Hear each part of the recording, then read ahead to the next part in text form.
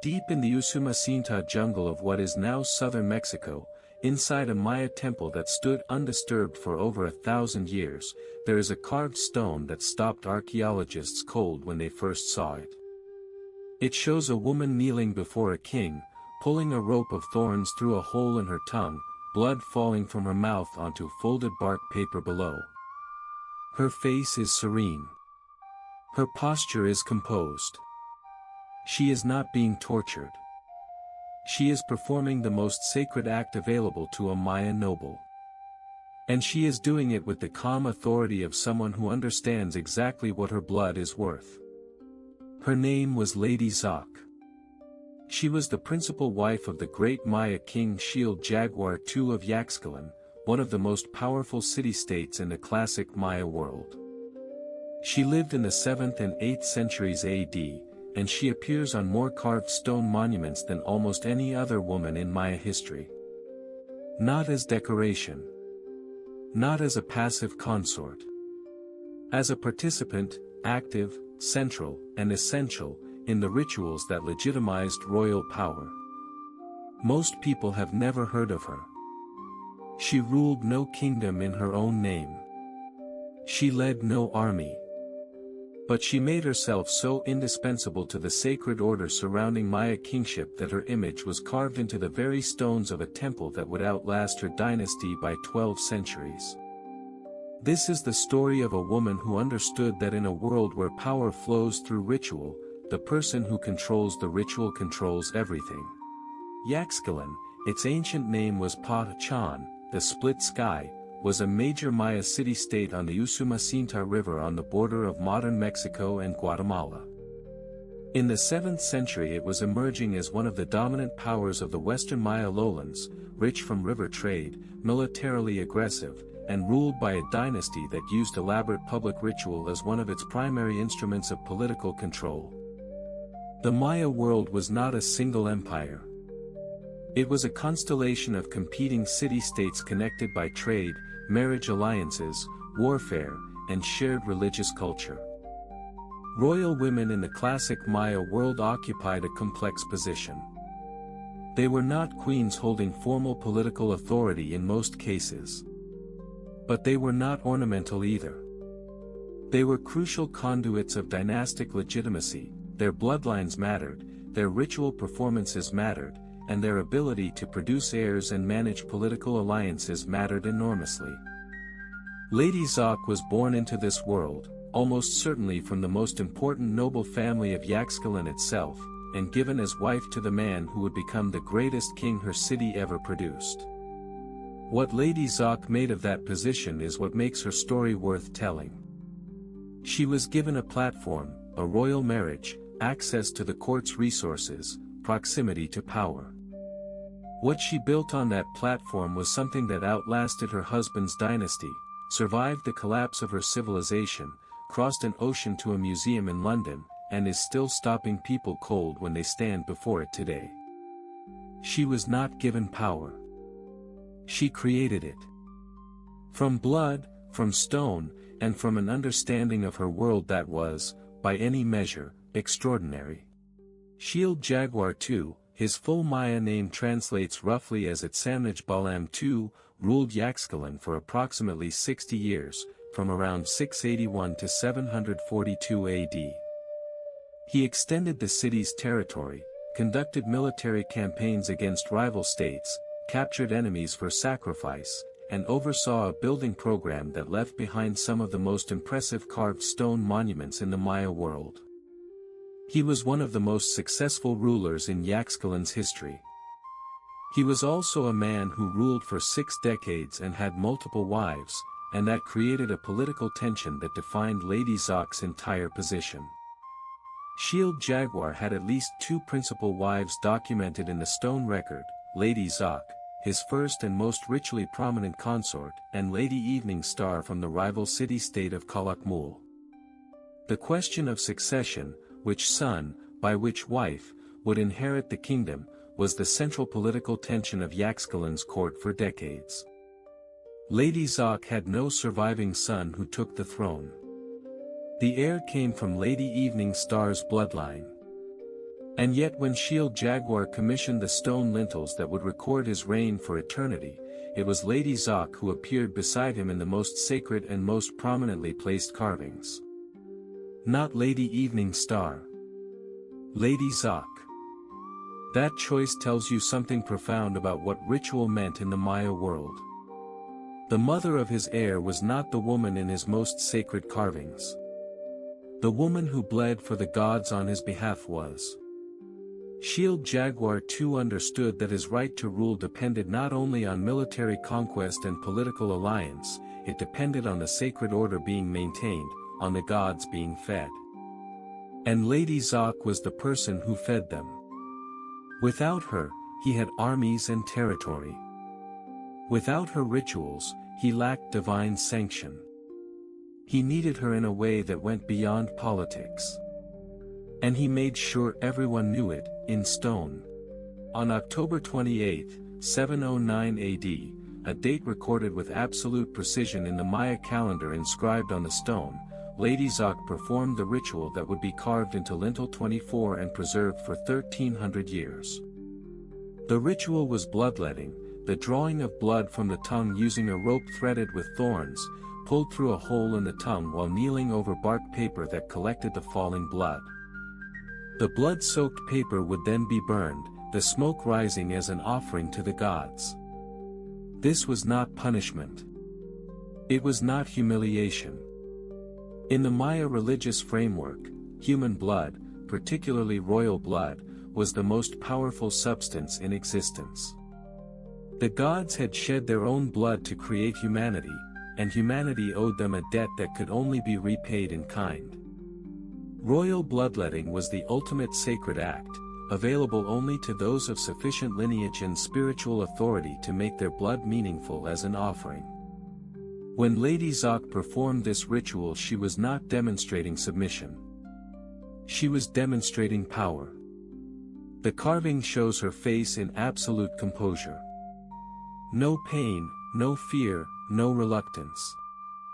The expression of a woman who knows exactly what she is doing and exactly why it matters. Only someone of extraordinary sacred standing could offer blood that the gods would accept.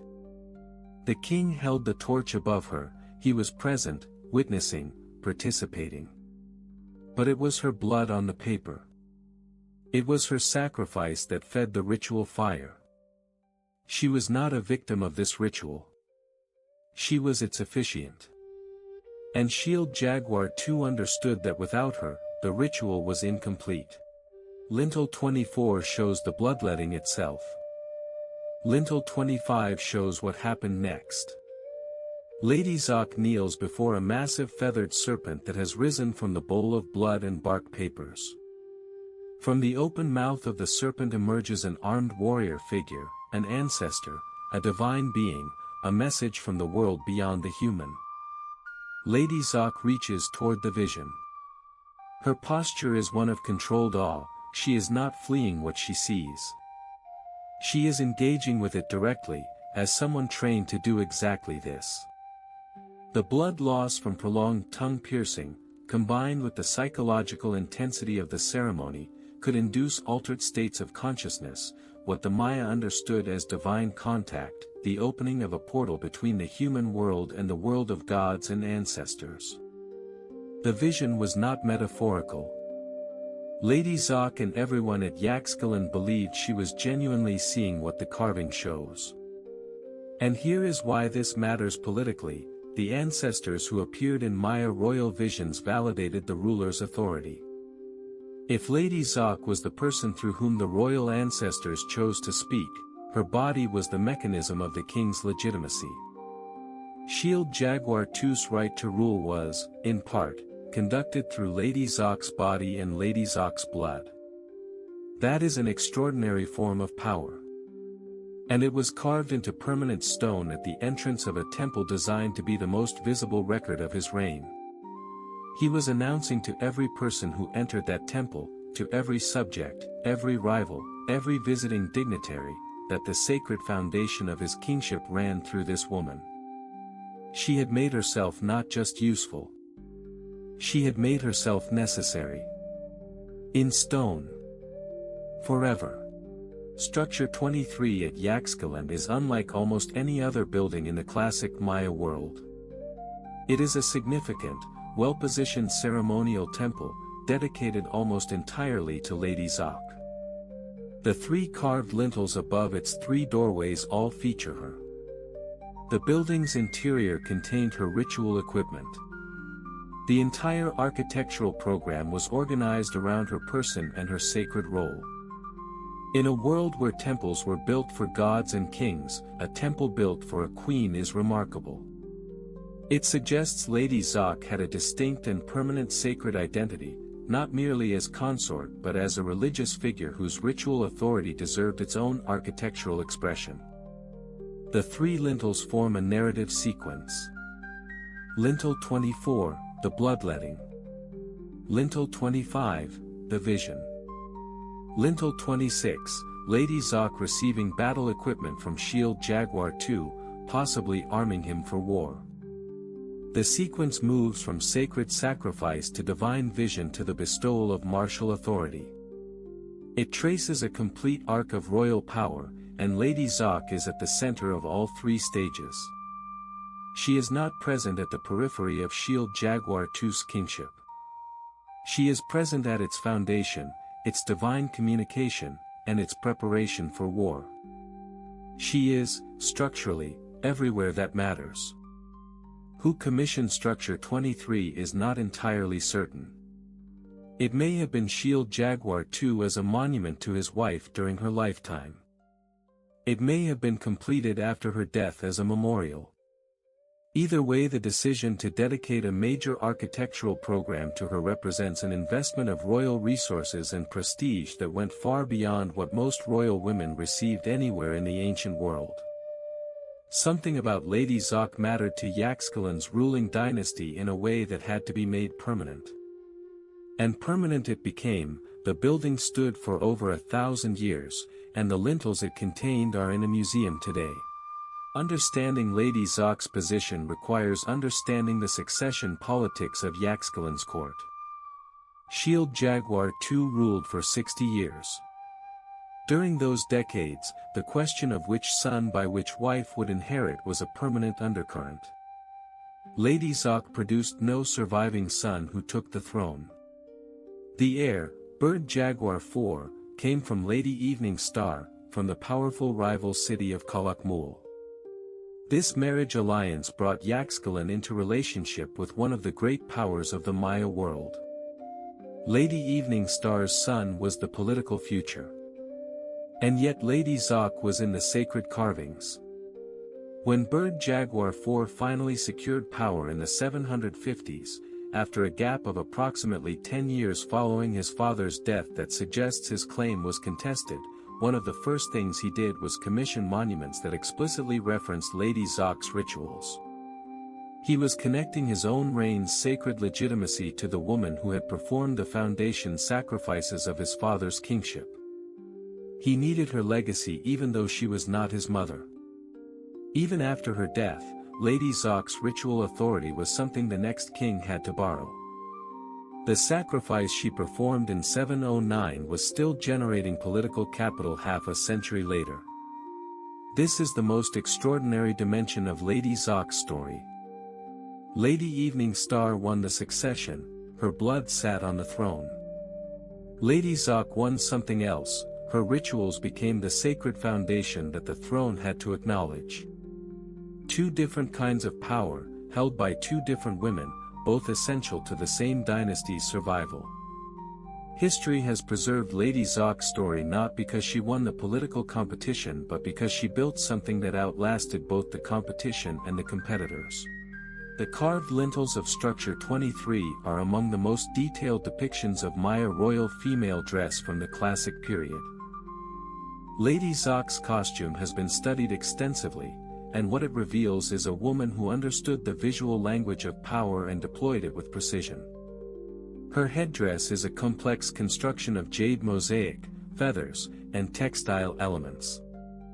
Jade in the Maya world was more valuable than gold, the substance most associated with maize, water, and life itself. The quantity of jade in her regalia represented extraordinary wealth and the concentrated authority that wealth signaled. Her dress is a woven hupil elaborated with complex designs that indicated her rank. Around her neck, multiple strands of large jade beads. Jade cuffs at her wrists. Enormous jade ear spools. She is wearing an extraordinary concentration of the most precious material in the Maya world, arranged in a way that follows precise visual conventions for signaling royal sacred authority. Every element communicated something specific to a Maya audience trained from birth to read these codes. She is dressed not as a woman attending a ceremony but as a ritual specialist whose clothing is itself part of what makes the ceremony sacred. She understood that in a world without written constitutions or formal legal authority, how you looked was part of what you were. Appearance was not vanity, it was communication. Every stone, every feather, every strand of jade was a word in a language that the entire Maya world could read. And in every carving, in every public ritual, Lady Xoc spoke that language fluently and without error. She looked, in every appearance, exactly like what she needed to be. That is not accident. That is mastery. The third lintel of structure 23, lintel 26, shows Lady Xoc presenting shield Jaguar with battle equipment, a Jaguar helmet, possibly a shield. Lady Xoc in this image is the person who ritually arms the king, who transfers to him through the act of sacred presentation the authority that makes his warfare legitimate. This connects her directly to the military dimension of shield Jaguar's kingship. She is not a witness to his power. She is the source of its sacred validation. In the Maya world, warfare and sacrifice were deeply intertwined. The purpose of many military campaigns was the capture of high-status enemies who could be publicly sacrificed in the ceremonies that maintained the cosmic order. The blood of captured enemy nobles was the complement to the blood of the royal family, together they sustained the relationship between the human and divine worlds. Lady Xoc's bloodletting was not separate from Shield Jaguar's military campaigns. The two activities were part of a single sacred economy. He captured enemies for sacrifice. She bled from her own body in the temple. Both were offerings to the same gods. The king who conquered in the field needed the woman who bled in the temple. Without her, the conquests were ritually incomplete. Without him, she had no platform for the rituals that defined her authority. The relationship was genuinely mutual, and lintel 26, Shield Jaguar II armed by the woman who bled for the gods, shows that mutuality carved in stone. She was not his decoration. She was his other half. And he was honest enough about it to put it on the wall of his most important temple. Lady Xoc almost certainly died before Shield Jaguar II. She disappears from the inscription sometime in the early 8th century while the king continued to reign until 742. Her death is not recorded in any surviving text. What is recorded is the aftermath. When Bled Jaguar IV consolidated his rule in the 750s, he began a new building program, and in that program, Lady Xoc appears again. Not prominently, but referenced. Cited. Her rituals mentioned as part of the sacred history that Bled Jaguar is presenting himself as the continuation of. He needed her legacy even though she was not his mother. The legitimacy that her blood sacrifices had generated for Shield Jaguar II was something that could be inherited, transferred to the next king not through biology but through the sacred record preserved in stone. By referencing Lady Xoc, Bled Jaguar IV was claiming that the sacred authority she had established for his father's reign now flowed into his own. She was dead. Her biological line had not taken the throne. And the king who ruled after her still needed to invoke her name and her blood to fully establish his authority.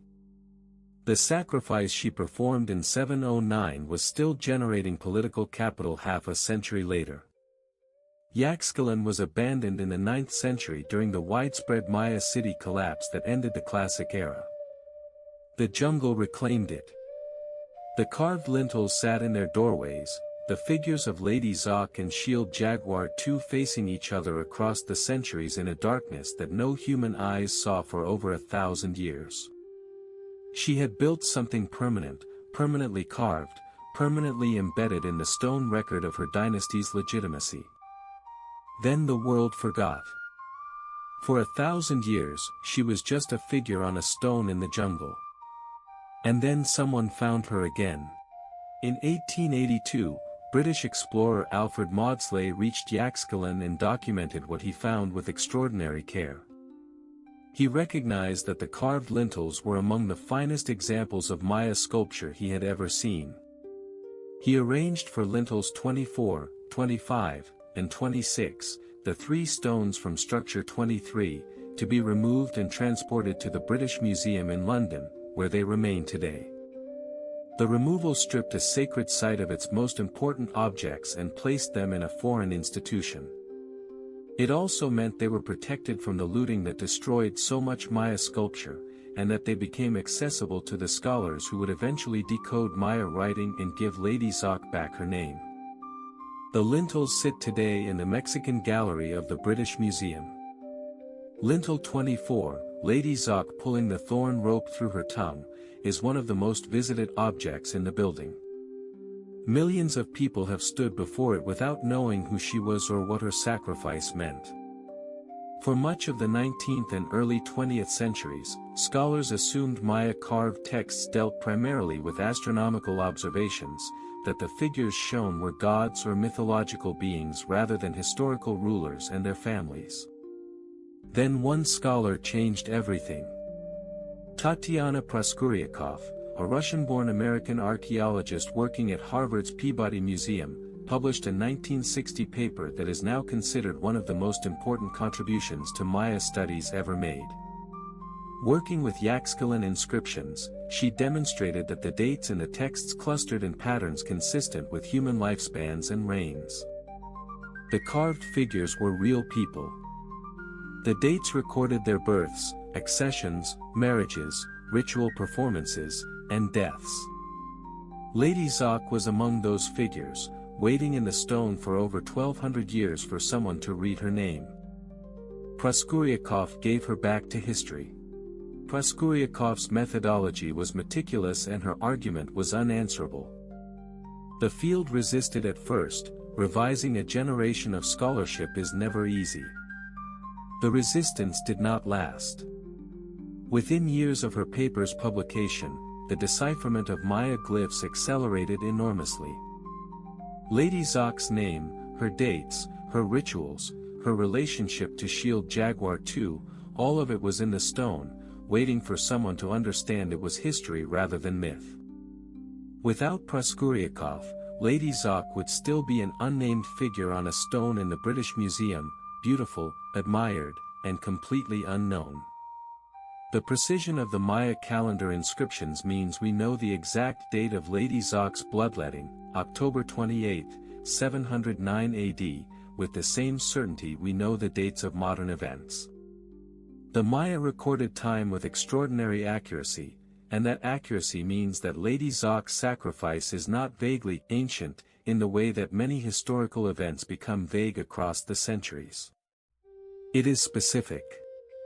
It happened on a particular afternoon. A woman knelt in a particular temple, performed a particular ritual, and the smoke rose toward the sky. We know when. We know who. We know why. The stone remembered everything. Lady Xoc ruled no kingdom. She commanded no army. She issued no laws.